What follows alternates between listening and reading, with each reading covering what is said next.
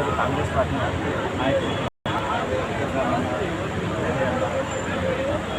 రాగండ councillor సాధించాలన్న రక్షించాలన్న మరియు minority నాయకులు కార్యకర్తలు అందరికీ ధన్యవాదాలు. అదేవిధంగా ఇండియా కూటమి తరఫున వచ్చిన సిపిఐఎం లిబరేషన్ ప్రజా నాయకులు ఆమ్ ఆద్మీ మరియు బహుజన సమాజ్ పార్టీ ప్రతి ఒక్కరికి పేరున నా ధన్యవాదాలు.